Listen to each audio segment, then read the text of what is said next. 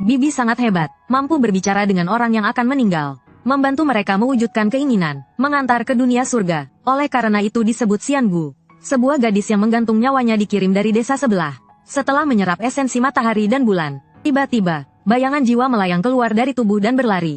Wajah Bibi tiba-tiba berubah. Buruk, jiwa terpisah dari tubuh pasti karena sangat penuh dendam. Entah membunuh orang untuk membayar jiwa atau mencari orang untuk meminjam jiwa. Anak-anak, cerita horor kecil di tengah malam. Tonton sampai habis sekali. Mulai cerita utama. Sebelum seseorang meninggal, jika hatinya penuh dendam, akan ada napas yang terhenti. Orang yang kesehatannya buruk tidak boleh mendekat, karena jiwa akan terdorong keluar untuk menggantikan orang yang meninggal. Namun bibi saya berbeda, usia 50, tidak hanya bisa berbicara dengan orang yang akan meninggal, tetapi juga bisa mengantar mereka pergi dengan sukarela, hanya karena dia memiliki sebuah mutiara besar yang bening. Oleh karena itu penduduk desa menyebut bibi sebagai Xiangu, artinya mengantar arwah ke surga kebahagiaan. Hari itu, paman ketiga dari desa yang sama datang memanggil bibi, mengatakan bahwa putrinya tidak baik-baik saja, namun dia masih belum bisa menghela napas terakhir. Berduka setiap hari dan malam, meminta bibi saya untuk datang melihat apakah ada keinginan yang belum terpenuhi, agar dia tidak mau pergi. Setelah mendengar itu, bibi saya membawa mutiara dan mengikuti paman ketiga pergi. Putri paman ketiga berusia 18 tahun. Sakit parah mendadak, dibawa ke rumah sakit. Setelah diperiksa di rumah sakit, dokter mengatakan untuk membawanya pulang dan mempersiapkan pemakaman. Setelah menunggu bibi dan mereka pergi jauh, saya diam-diam mengikutinya. Karena urusan ini, bibi tidak pernah mengizinkan saya untuk terlibat, bahkan tidak mengizinkan saya untuk ikut campur. Tapi saya sangat penasaran. Sampai di rumah paman ketiga, sudah dikelilingi oleh banyak orang.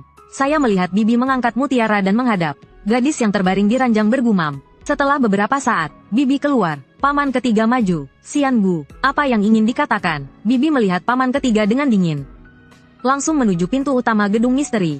Paman ketiga segera bergegas ke gedung misteri. Xiangu, saya tidak bisa membantu hal ini. Silakan minta bantuan yang lebih ahli. Paman ketiga menarik lengan bibi. Xiangu, tolong bantu saya. Putrimu setiap hari menangis dengan hati yang hancur. Sungguh sangat menyayat hati. Nyonya tua sudah dirawat di rumah sakit. Bibi melepaskan tangannya. Tiba-tiba membentak paman ketiga. Omong kosong, sesuai layaknya menderita. Paman ketiga menutupi wajahnya, sedikit merasa bersalah, membuat keributan tanpa muka. Namun melihat bahwa bibi benar-benar tidak peduli lagi, paman ketiga langsung berlutut dan membungkuk.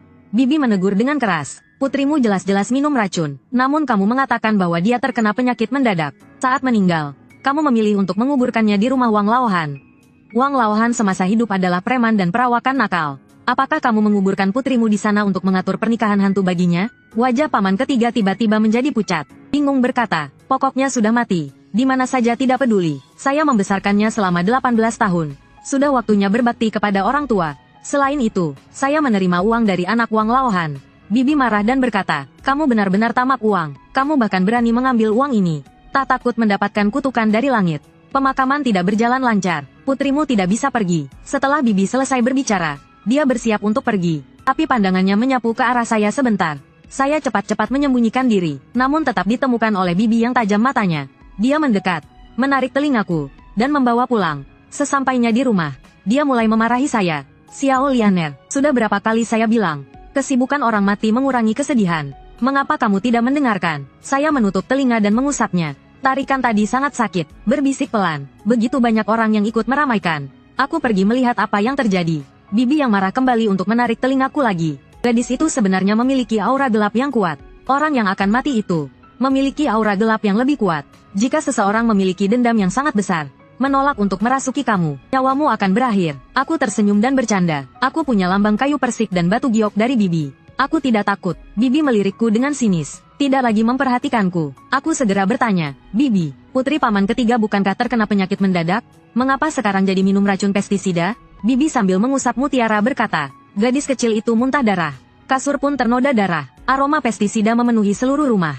Tidak mungkin penyakit mendadak. Dengar-dengar, minum pestisida dapat merusak kerongkongan dan lambung. Sangat menyakitkan. Dia benar-benar bisa bertahan selama ini. Paman ketigamu akan mengatur pernikahan hantu antara dia dan Wang Laohan yang berusia lebih dari 70 tahun.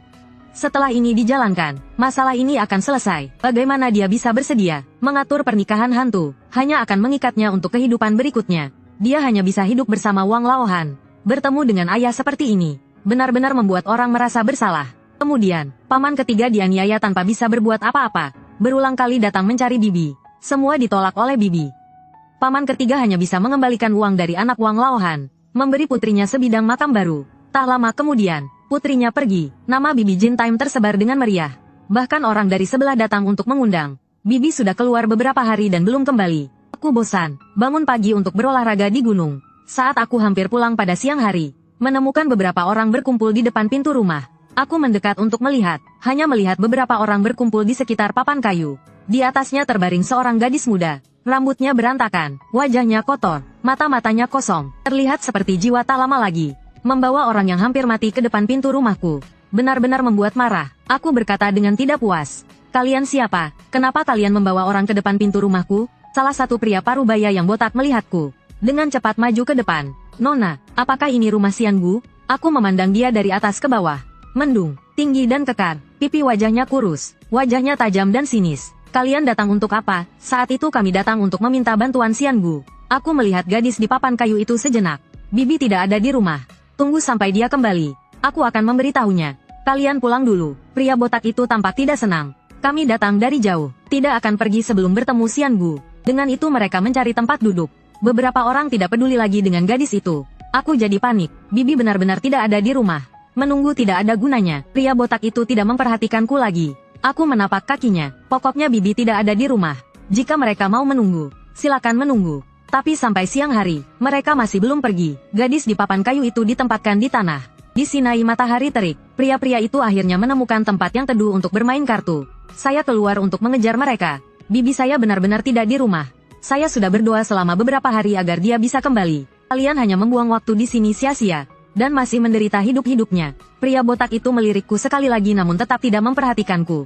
Dia terus berbicara dengan teman perjalanannya. Aku menunduk melihat gadis di papan kayu itu sejenak. Matanya terpaku padaku dengan erat. Itu membuatku terkejut. Aku segera menutup pintu. Tak disangka malam hari berikutnya, mereka masih bersama-sama. Aku sedang bingung bagaimana harus mengusir mereka besok dengan cara apapun. Tiba-tiba melihat Bibi datang kembali dari kejauhan. Aku dengan gembira memanggil Bibi. Setelah Bibi mendekat, dia juga melihat mereka semua. Pria botak itu segera maju ke depan.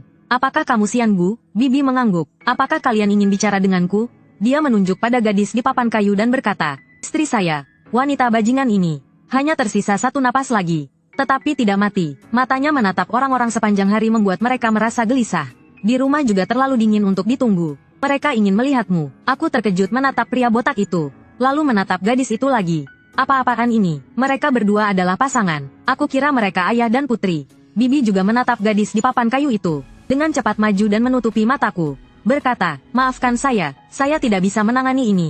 Kalian sebaiknya mencari bantuan yang lebih ahli. Pria botak itu menjadi panik. Kamu bukan penipu jalanan, kan? Tidak bisa menyelesaikannya, jadi tidak mau memperhatikan. Bibi tidak berkata-kata, hanya wajahnya menjadi muram. Tiba-tiba langit menggelegar petir. Langit menjadi gelap. Bibi menatap ke langit, lalu menatap gadis di papan kayu itu lagi. Wajahnya tiba-tiba berubah. Tidak baik. Dalam kebingungan, aku melihat bayangan melayang dari papan kayu itu. Terbang cepat masuk ke tubuh pria botak. Mata pria botak langsung berubah merah dan tajam. Berlari ke satu arah. Kecepatan yang mengejutkan. Perubahan mendadak membuat semua orang ketakutan. Bibi pergi memeriksa nadi gadis di papan kayu. Dengan cepat bertanya apakah ada yang lain yang datang bersama. Berapa lama kalian sudah datang? Aku menjawab dulu. Mereka sudah datang kemarin. Sial, bagaimana kalian bisa membiarkan orang yang hampir mati terpapar? Setelah cahaya bulan, sekarang terpapar langsung di bawah matahari. Orang lain panik luar biasa. Jiwa yang terpisah pasti memiliki dendam yang sangat kuat. Entah mencari orang untuk balas dendam atau menyakiti orang untuk meminjam jiwa.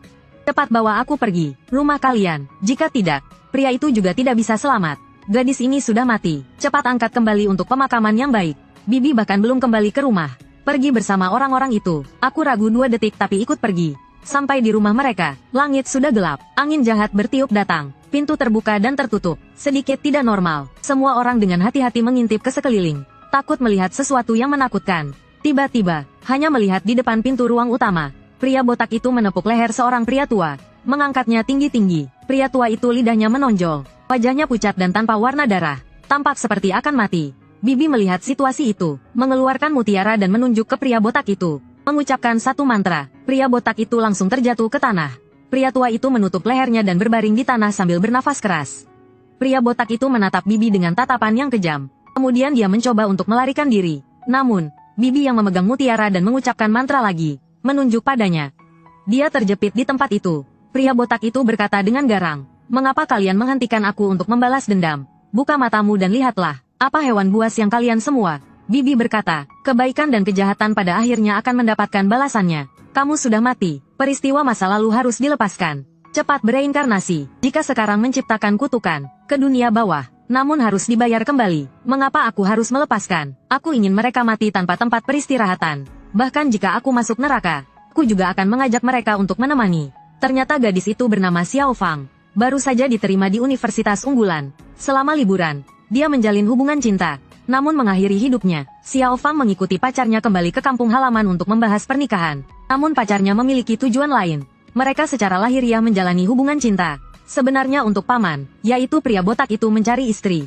Xiao Fang taat, juga seorang yatim piatu. Pacarnya tertarik pada sifat-sifat itu. Setelah menipu Xiao Fang untuk datang, dia memabukkan Xiao Fang, mengantar dia ke ranjang pria botak itu. Xiao Fang mengetahui penipuan tersebut.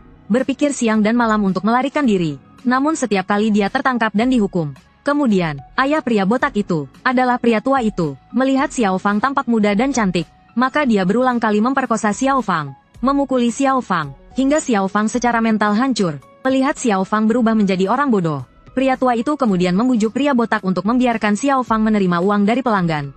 Kemudian, Xiao Fang melihat pacarnya kembali. Berpikir dia melihat harapan, seluruh dirinya menjadi jernih. Dia memohon bantuan kepada pacarnya. Namun yang dia dapat adalah satu pukulan dan pemerkosaan setelah yang lain. Pelecehan jangka panjang membuat Xiao Fang hanya tersisa satu napas. Dan napas itu adalah untuk membalas dendam, untuk mengirim mereka ke neraka. Wajah Xiao Fang layu, ekspresinya menakutkan, membuat keluarga pria botak itu sangat takut. Mendengar tentang reputasi Bibi, jadi mereka ingin mengatasinya, untuk mencegah masalah di masa depan. Namun, Xiao Fang sebenarnya hampir mati. Hanya tersisa satu napas. Setelah dikirim oleh mereka, dia mengalami terik matahari yang menyengat. Dan juga menyerap esensi cahaya bulan. Dengan menggunakan dendam yang kuat, Dao Jie berhasil mengusir jiwa pria botak itu. Menduduki tubuhnya, Bibi berkata kepada Xiao Fang. Semua penderitaan yang kamu alami di kehidupan ini, adalah semua karena kau berhutang kepada mereka, ayah dan anak laki-laki itu, di kehidupan sebelumnya. Sekarang sudah dibayar kembali, di kehidupan berikutnya, kamu pasti akan bereinkarnasi dengan baik. Xiao Fang menatap Bibi dengan tajam. Di kehidupan sebelumnya, aku berhutang kepada mereka. Hehe, ibu hantu tua yang sangat jijik. Fitnah tanpa bukti, katakan atau tak katakan. Di dalam hati mereka tetaplah keluarga binatang. Apakah ini layak disebut Xian Gu? Xian Gu adalah gelar hormat yang diberikan semua orang kepadaku. Tentu saja, aku pantas mendapatkan gelar ini. Namun kamu sudah menyimpan niat jahat. Hari ini aku pasti akan menangkapmu. Maka aku akan bertarung denganmu. Setelah Xiao Fang melepaskan tubuhnya, dia bergerak cepat menyerang Bibi. Bibi menghindar ke samping. Mereka berdua bertarung. Aku melihatnya dengan mata terbelalak dari balik pohon. Hatiku langsung dingin. Bibi sebenarnya menghadap ke orang jahat. Ingin menangkap Xiao Fang. Selain itu, dia memiliki keterampilan yang sangat baik seperti itu. Sama sekali tidak seperti orang berusia 50 tahun. Xiao Fang baru saja meninggal. Jiwanya masih lemah. Segera dikalahkan oleh Bibi. Bibi memegang bola giok mengarah ke Xiao Fang. Mulutnya bergumam mantra. Dengan cepat, saya melihat bayangan kabur yang keluar dari tubuh pria botak. Roh itu menarik diri ke dalam bola giok. Bibi menyimpan bola giok itu. Di wajahnya muncul senyuman aneh. Ekspresi itu belum pernah saya lihat sebelumnya. Roh itu memberitahu saya bahwa kejadian ini tidak sederhana. Tiba-tiba, dia melirik ke arah saya. Tatapan itu tidak akan pernah saya lupakan. Saya cepat-cepat bersembunyi di belakang pohon. Menunggu sebentar, berpikir bahwa Bibi pasti sudah pergi. Dengan hati-hati saya mengintip, tepat bertemu wajah Bibi yang tumbuh semak-semak. Saya terkejut dan hampir jatuh ke tanah. Keringat dingin mengalir. Saya terbata-bata. Bibi datang ke depan saya. Berkelut di tanah. Wajahnya tidak menunjukkan ekspresi. Apa yang kamu lihat barusan? Di dalam kepala saya teringat gambaran Bibi yang baru saja memasukkan Xiao Fang ke dalam bola giok. Namun tubuh saya bereaksi dengan menggelengkan kepala. Saya tidak melihat apa-apa barusan. Dengan nada yang masih penuh kasih. Di desa kita, Bibi tiba-tiba memanggil saya. Lian. Saya berhenti. Tiba-tiba saya merasakan angin di telinga saya. Saya menoleh dan melihat. Bibi entah kapan sudah berada di belakang saya. Dia berusia 50 tahun. Namun kerutan di wajahnya semakin dalam. Meskipun tampak penuh kasih, tetapi ada sesuatu yang aneh yang tak bisa dijelaskan. Bibi, Lian tahun ini sudah berapa usia? 1 bulan lagi akan berusia 18 tahun. 18 ya, Lian hampir dewasa. Saya menekan rasa panik dalam hati. Bibi jelas lebih tahu ulang tahun saya daripada saya sendiri. Tapi hari ini dia malah bertanya pada saya. Dan saya bisa merasakan, tatapan panasnya hampir menelan saya. Bibi menepuk bahu saya yang kaku. Sudah, hari ini kamu juga capek. Lebih baik istirahatlah lebih awal. Saya segera berlari kembali ke kamar. dan mengunci pintu, berdiri di depan pintu sambil menarik napas panjang. Bibi benar-benar tidak normal. Dulu saya paling suka mengikuti dia, tapi sekarang melihatnya saja sudah membuat saya takut. Apalagi saat dia memasukkan Xiao Fang ke dalam bola giok. Ekspresi puas di wajahnya. Tiba-tiba saya teringat apa yang Bibi katakan sebelumnya, bahwa wanita memiliki energi negatif yang kuat. Jika bertemu orang jahat, mereka akan dipilih menjadi objek yang dirasuki. Apakah Bibi dirasuki? Apakah jiwa dalam tubuhnya bukan milik Bibi lagi? Tapi gelar Xian Gu tidak didapat dengan mudah. Dia tidak pernah gagal. Lalu apakah Bibi benar-benar Bibi saya? Saya memutuskan untuk menyelidikinya. Dia memiliki kebiasaan minum susu sebelum tidur. Saya sengaja naik kendaraan ke kota dan meminta seseorang membeli obat tidur dengan harga mahal. Saya menambahkannya ke dalam susu Bibi saat dia tidak memperhatikan. Pukul 11 malam, saya diam-diam merayap ke depan jendela Bibi. Saya menunduk ke jendela dan melihat Bibi sedang tidur nyenyak di tempat tidur. Saya diam-diam membuka pintu dan masuk. Berjalan ke sisi Bibi, memanggil namanya beberapa kali. Tidak ada jawaban. Saya merasa senang. Tampaknya obat tidur mulai bekerja. Saya mulai mencari dengan hati-hati. Saya ingat bola giok ada di rak buku Bibi. Saya memeriksa semua barang. Akhirnya menemukannya. Ternyata tidak hanya ada bola giok, tapi juga petunjuk penggunaannya. Yang paling penting adalah ada juga buku tentang keabadian yang tertekan di bawahnya. Saya segera memasukkan petunjuk penggunaan dan buku keabadian ke dalam dada saya. Lalu dengan hati-hati saya mengambil bola giok, mengamati dengan seksama. Meskipun tampak seperti bola giok biasa dari zaman kuno, namun saat dipegang terasa seperti ada perasaan fanatik. Saya tidak berani tinggal lama. Saya menyimpannya di dada dan siap keluar. Tiba-tiba Bibi memanggil saya. Lian, kamu ke kamar saya ngapain? Saya berdiri kaku di tempat. Betis saya gemetar. Saya sudah menambahkan cukup banyak obat tidur. Bagaimana mungkin Bibi bisa terbangun? Tapi itu bukan yang harus saya pikirkan sekarang. Yang saya pikirkan adalah bagaimana menjawab pertanyaan Bibi. Saya meraba bola giok di kantong. Jantung saya berdebar-debar kencang, seperti akan mengalami serangan jantung.